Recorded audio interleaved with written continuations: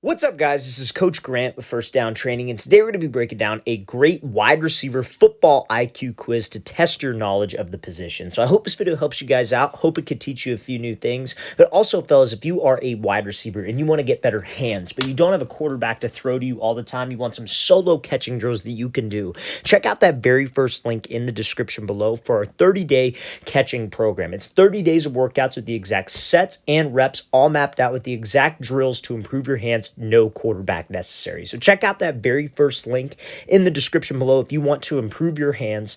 Let's get started with this video. So now, first things first, this first example, if you're not familiar with our quiz style videos, how it's going to go is I'm going to show a pre-snap look. I'm going to ask you guys a series of questions about the look, give you a chance to answer, and then we'll break it down if your answer was correct, right or wrong, etc. So for this first example, this pre-snap look, how would you guys run a post route versus this specific coverage right here? So how would you run a post route versus this coverage? So you guys can go ahead and pause the video and think about your answer. So pause the video. All right, let's break this thing down. So first things first here, when we come up to the line of scrimmage, we got to have a good pre-snap process. We have to identify three specific things about every single DB coverage. Number one, we have to identify how close or how far he is. Number two, what's his leverage? And number three, what type of coverage is it? So coverage part is easy, right? It's obviously man, it's one-on-ones. His eyes are on me, walk down right in front. Number two, what's his leverage? So in this case, he doesn't have a leverage, and that's key to how you guys would run this route. And I'll get into that in a second. And then three, how close or how far he is, he's right up on the line and press. So if you guys said that you would want to maybe attack to the outside, threaten his outside shoulder, get him to move off the platform and take the inside release, that would be correct. Now, we talk a lot about that, so I'm going to play this full speed, and then we'll kind of break down why this is the correct way to do it. This is the correct way to make this play happen because the DB is in head-up press. That is the key factor in how you guys structure your route and structure your release, the DB's leverage. Because if this DB was lined up inside shade, this route would be ran different. If this DB was lined up outside shade, this route would be ran different. But when he is head up, that's pretty much a gift. Head up press is easy money because I know that on a post route, ideally, what type of release do you want to take? Yeah, on a post, you probably want to take an inside release, right? It's very, very tough to take an outside release on a post route unless it's inside shade press. So whenever a DB is lined up in head up press, we want to try to take the release that is most comfortable with the route. So if this route was going to be like a comeback route, you would probably attack to the inside, threaten his inside shoulder, try to get him to move and take the outside release. So when he's in head up, it's a gift. You can set him up either direction. You have a two-way go. Now, one of the things that if you said, maybe attack inside and take the outside release, that wouldn't be wrong, but that's just a harder path. We want to make things as easy as possible for myself on every single route. Now, one thing I want you to pay attention to, though, is that after he attacked this DB to the outside, he steps outside his frame, his hips and his shoulders, everything is selling that outside fake. That's what gets the DB to move. But I want you to pay attention to how when he ran this post route, he didn't just run over towards the middle. Right? He got skinny. There was a gap between him and the DB because he sold the routes. He sold the outside so well. But watch what he does. He gets skinny. He gets back into this DB's cushion. So that creates a bigger window in a real game scenario. Because in a real game scenario, chances are when a DB is anxious to play to the outside, he probably has some kind of help to the inside. So if you just take off and go run, you're probably going to be running right into his help. So fellas, just understand that when it's head up press, we want to take the easiest release possible, whichever release is most comfortable for the route. So if that's what you guys said, that would be 100% correct. Let's play this thing again, full speed one more time. Great job by that wide receiver, making that DB miss and then winning on that route over the middle. Okay, so now this next example here I want to talk about is how would you guys run a fade route versus this specific coverage? So how would you guys run a fade route versus this specific coverage? So you guys can go ahead and pause the video and think about your answer. So you go ahead and pause the video. All right, let's break this thing down. So now coming up to the line, remember the three things that I have to identify: DB's leverage, how close or how far he is, and then I have to identify what type of coverage. Again, coverage is easy in this scenario, but where's his leverage? His leverage is going to be to the outside. He is shaded to the outside, and he is maybe, I would say, about 2 to 3 yards off of me. So number one, we know that he's outside and he is trying to prevent an outside route. So this is a little bit different than the last example that we saw. So if you guys said you want to attack the DB's leverage, try to widen him, take the inside release and work to stack, that would be 100% correct. If you guys said you would want to come up and threaten his inside shoulder, then take the outside release because it's a fade route, that would be wrong. we have to get comfortable, regardless if it's a fade, if it's not a fade, taking an inside or an outside release on any given route. It's all based on the DB's leverage. Now, there's something called, I'm going to play this full speed because this is kind of a two-part question. I want you to think about, I'm not going to have you pause the video, but what could this wide receiver do a little bit better on this fade? And you guys, we're going to break it down in a second here, but I want you to think about it as I'm explaining this. Because again, there's something called an MOR fade, right? And an MOR fade is a mandatory outside release fade. That is not this situation. This is not a mandatory outside release. When it's a mandatory outside release, you have to take the outside release. So it would probably be correct to attack him, give him a move inside, then go. But if it's not an MOR, you can take that inside release. There is no difference. You just have to make sure that you stack. Right? So now the mistake that this wide receiver made is that he didn't close enough space between him and the DB.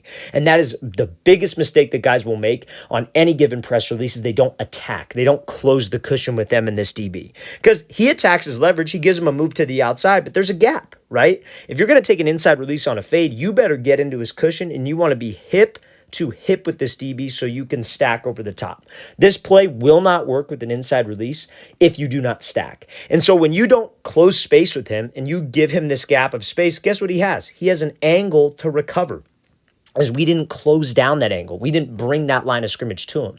You could attack his leverage all he wants, but when you have to get back up vertical and that DB has an angle to recover, this is how the play is going to go. He's going to stay right on your hip. You're never going to be able to stack, and he is going to lock this route up. And that is a very, very tough throw for that quarterback when you don't get space. He probably won't throw it, but if you can stay tight, you can stack, that allows that quarterback to fade you over the top.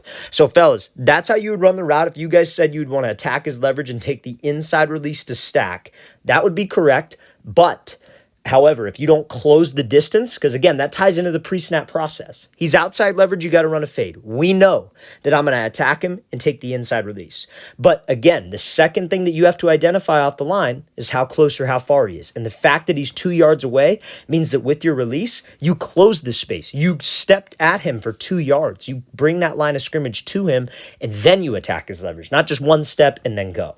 All of that is built into the pre-snap process. Everybody always asks, how do I pick a release? How do I choose what to do off the line? And it's based on two things: how close or how far the DB is from you and what his leverage is. If you guys can figure that out and get into that process every single snap, you are going to be a better route runner. I could teach you all the moves. I could teach you all the releases. But if I don't tell you when to use it and you don't figure out when to use it, you're not going to use it. So let's play this full speed. That's part of the reason why we started doing these quiz videos in the first place. I felt like guys weren't grasping the concepts from a mental perspective, and I feel like that's what's going to help you the most. Every single receiver, I feel, is one of the better athletes on their team. You wouldn't be playing receiver if you weren't a good athlete. So I'm confident you can do all of these things that we're asking of you, but do you know when to do it? And that's the thing that separates the great from just the average. Okay, so now, next example here. How would you guys run a slant route versus this specific coverage? So how would you guys run a slant route versus this coverage? And it is going to be a first read slant route. So it's a first read slant, quick game, quarterback's taking one step and letting it go. So you guys can go ahead and pause the video and think about your answer. So pause the video. Okay, let's break this thing down. So if you guys are running a slant route versus this coverage, quick game, quarterback takes one step and throw. If you guys said you would do a slide release to the outside, or if you do like a single jab to the outside, then cut under his face, both of those would be incorrect. A slide release is going to take too long because we would only use a slide release if it's a longer developing play. A single jab to the outside with your back foot would not work because that DB is just going to hold his leverage. That's not enough to threaten him vertical. If you guys said diamond release, that would be correct. So what is a diamond release? And that's what we're going to play full speed. So this wide receiver comes off the ball, 3 hard steps at the outside shoulder. This DB gets him to fall, gets him to stumble, and he's able to win on this route. So diamond release, again, like I said, it's 3 hard steps to the DB's outside shoulder and hip. A lot of guys on this diamond release will make the mistake of going too wide. They'll take the 3 steps, but it won't be at the DB's outside shoulder and hip. And that will not threaten him vertically. They will take those 3 steps and they will go flat. They'll try to run away from the DB and avoid contact. That is no different than the last example we talked about with that fade route. If he would have gone wide and there's a big gap between the two of us, he could easily just recover on it, cut off the slant angle, and then that play is all for naught. So you have have to take 3 hard steps right at his outside shoulder and hip.